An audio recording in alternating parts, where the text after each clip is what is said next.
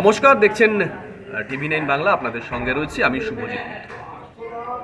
রাজ্যের মুখ্যমন্ত্রী তথা তৃণমূল কংগ্রেস সুপ্রিমো মমতা বন্দ্যোপাধ্যায় নির্বাচনের পর প্রথমবার উত্তরবঙ্গে গেলেন, কোচবিহারে গেলেন প্রথমবার। আর কোচবিহারে গিয়ে মদন মোহন মন্দিরে পুজো দেওয়ার পর দেখা করলেন বিজেপির রাজ্যসভা সাংসদ অনন্ত মহারাজের সঙ্গে, যা নিয়ে রাজনৈতিক চর্চা চারিদিকে চলছে।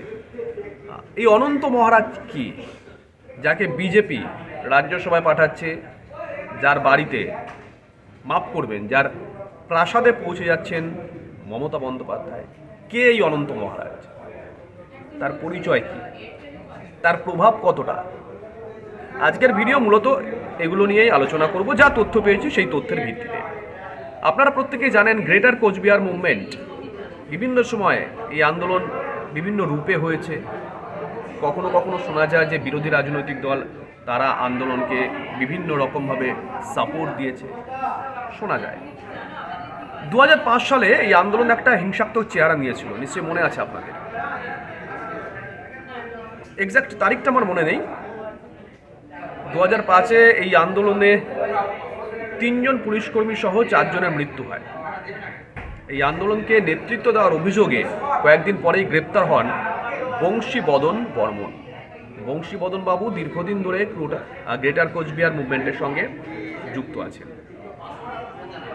যখন বংশীবদন বাবু অ্যারেস্ট হয়ে গেলেন, তখন ওইখানে আস্তে আস্তে এই আন্দোলনটা ঝিমিয়ে পড়তে শুরু করে, একটা নেতৃত্বের শূন্যতা তৈরি হয়। আর ঠিক সেই সময় আবির্ভাব হয় এই অনন্ত মহারাজ ওরফে নগেন্দ্র রায়ের।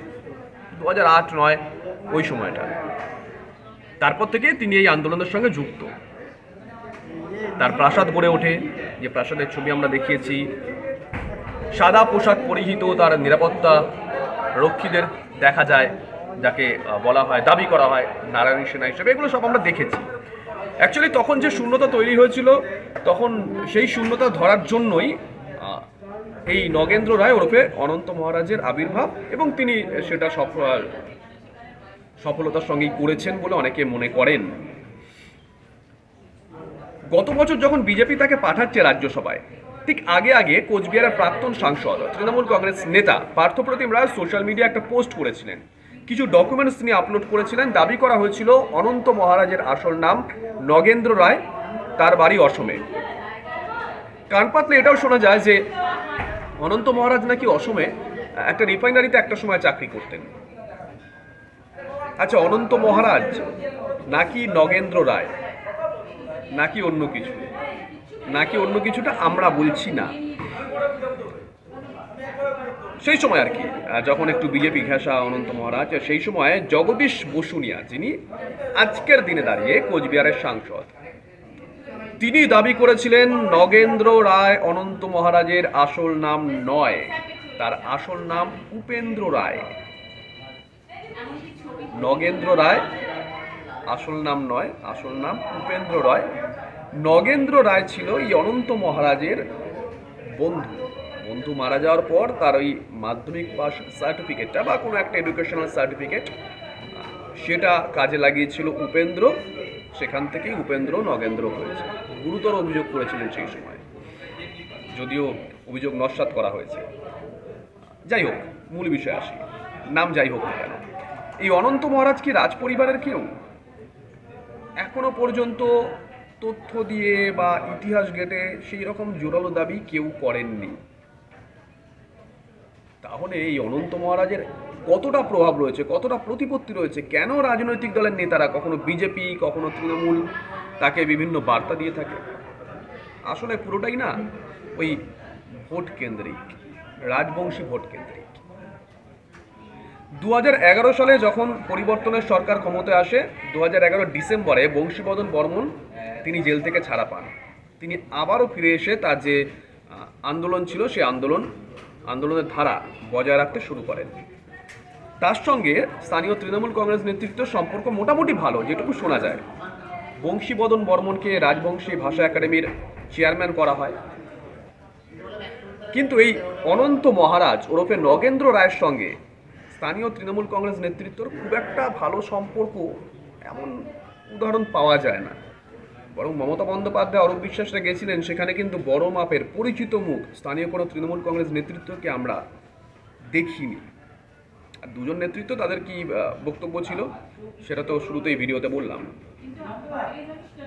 তাহলে কেন তৃণমূলের শীর্ষ নেতৃত্ব বারবার অনন্ত মহারাজকে বার্তা দিয়েছেন? কখনো চিলারায়ের জন্মদিন উপলক্ষে অনুষ্ঠানে মমতা বন্দ্যোপাধ্যায়, অনন্ত মহারাজ একই ফ্রেমে দেখা গেছে। কেন, কি কারণে? পুরোটাই ওই যে বললাম রাজবংশী ভোট। এবার পুরো রাজবংশী ভোটটাই কি অনন্ত মহারাজ কন্ট্রোল করেন? বর্তমানে যা কোচবিহারের বা উত্তরবঙ্গের রাজনৈতিক পটভূমি, তাতে রাজবংশী ভোটটা নিয়ন্ত্রিত হয় তিনটে জায়গা থেকে। এক, বংশীবদন বর্মন, পুরনো নেতা গ্রেটার কোচবিহার আন্দোলনের, তিনি একটা অংশকে নিয়ন্ত্রণ করেন।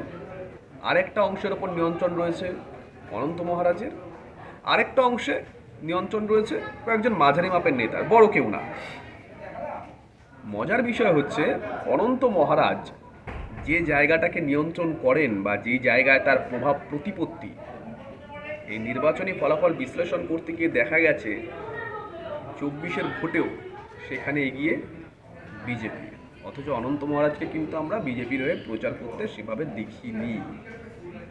বুঝতে পারছেন?